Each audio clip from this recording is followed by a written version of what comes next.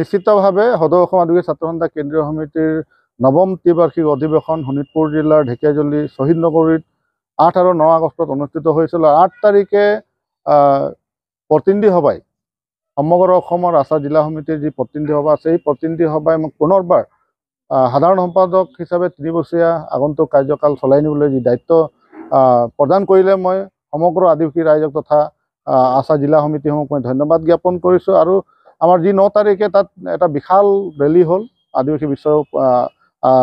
আদিবাসী দিৱস উপলক্ষে। আৰু মই আজি আহি মোৰ এই গৃহ জিলাত উপস্থিত হ'লোহি আৰু ইয়াত মৰাণ আৰু খোৱাং আঞ্চলিকে মোক যি আদৰণি জনালে, যি শ্ৰদ্ধা জনালে, যি মৰম দিলে, আশীৰ্বাদ দিলে, মই আদিবাসী ছাত্ৰ সন্থা পৰিয়ালটিৰ হৈ তথা মোৰ নিজৰ ফালৰ পৰা তেখেতসকলক বহুত বহুত ধন্যবাদ আৰু শ্ৰদ্ধা জ্ঞাপন কৰিছোঁ। আৰু আমি এটা সংকল্প গ্ৰহণ কৰিছোঁ, যি আমাৰ নৱনিৰ্বাচিত ৰেজেণ্ট হাৰৰ নেতৃত্বত গঠিত হ'ল 41জনীয়া সমিতি। আমি আগন্তুক যিবিলাক আমাৰ সমস্যাসমূহ আছে, জনজাতিকৰণকে ধৰি যি জাতিগত অশুদ্ধ জাতিগত প্ৰমাণপত্ৰ, ম্যাদী পট্টা, চাৰ্জমেমো মজুৰি 500 একাউণ্টলৈ বৃদ্ধি কৰা, এনেকুৱা বিভিন্ন সমস্যা যি আমাৰ মাজত আছে, এই সমস্যাসমূহক লৈ আমি মাতি যাম আগন্তুক দিনত।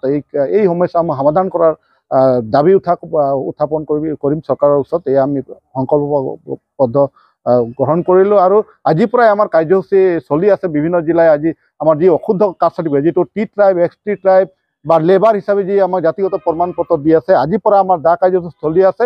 অহা 17 তাৰিখে BTR অঞ্চলত আমাৰ গণসমাৱেশ আৰম্ভ হ'ব। 17 তাৰিখে বৰঙাজুলি চাহ বাগিচাত অনুষ্ঠিত হ'ব। আৰু 19 তাৰিখে আমাৰ ওদালগুৰিৰ যি ITI খেলপথাৰ আছে, তাত বিশাল গণসমাৱেশ অনুষ্ঠিত হ'ব। চাহ শ্ৰমিকৰ মজুৰি 500 একাউণ্টলৈ বৃদ্ধি কৰা, জনজাতিকৰণ মৰ্যাদা প্ৰদান কৰা, শুদ্ধ জাতিগত প্ৰমাণপত্ৰ উৰাং মুণ্ডা কল ভিৰ কয়া হিচাপে জাতিগত প্ৰমাণপত্ৰ প্ৰদান কৰাৰ দাবীত গণসমাৱেশ অনুষ্ঠিত হ'ব। হয়, চৰকাৰক আমি ক'ব বিচাৰোঁ যে তেওঁলোকে ইমান দিনে ভেকু-ভাওনা কৰি আহিছে জনজাতিকৰণৰ ক্ষেত্ৰত। সৌদিনা কৈছে যে মন্ত্ৰী গোটৰ প্ৰতিবেদন আজি তেওঁলোকে 2 বছৰে কেন্দ্ৰলৈ প্ৰেৰণ কৰাই নাই। এতিয়া কৈছে অক্টোবৰত পঠাম। তেওঁলোকে মানে ভেকু-ভাওনা কৰিলে। এতিয়া আকৌ BTR নিৰ্বাচন সমাগত তেওঁলোকে আকৌ জনজাতিকৰণৰ বিষয়টো তেওঁলোকে উত্থাপন কৰিছে। আমি ধিক্কাৰ জনাইছোঁ।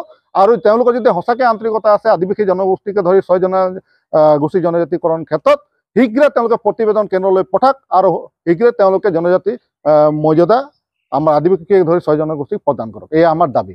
হয়, আমিতো নিশ্চিতভাৱে আমাৰ যদি জনজাতিকৰণ প্ৰদান নকৰে, চৰকাৰে আদিবাসীসকলক যদি জনজাতি প্ৰদান নকৰে, আমি 26ত ৰাজনৈতিকভাৱে আমি সংগ্ৰাম কৰিম। আৰু ৰাজনৈতিকভাৱে আমি নিজস্ব প্ৰাৰ্থী সদৌ অসম আদিবাসী ছাত্ৰ সন্থাৰ সহযোগত আমি নিজস্ব প্ৰাৰ্থী থিয় কৰাম।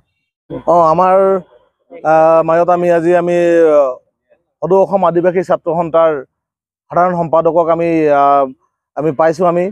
তেখেতে হয়তো আমাৰ আগতো তেখেতে ভাৰপ্ৰাপ্ত হিচাপে আছিলে, কিন্তু ঢেকীয়াজুলি অধিৱেশনত তেখেতক হয়তো পুনৰবাৰ তেখেতক সহকাৰী সাধাৰণ সম্পাদকৰ পৰা সাধাৰণ সম্পাদক হিচাপে দায়িত্ব প্ৰদান কৰাৰ বাবে আমাৰ দেৱেন উৰাও ডাঙৰীয়াক তেখেতক ভাৰতীয় চাহ মজদুৰ সংঘ তৰফৰ পৰা তেখেতক বহুত আন্তৰিক শুভেচ্ছা জ্ঞাপন কৰিছোঁ। আৰু তেখেতৰ ভৱিষ্যত উজ্জ্বল হওক তাক কামনা কৰিছোঁ। আৰু তেখেতলোকৰ যি দাবী আছে এইবিলাকো ইয়াতে পূৰণ হয় ভৱিষ্যত দিনবিলাকত, তাকে মই আশা কৰিছোঁ। ধন্যবাদ।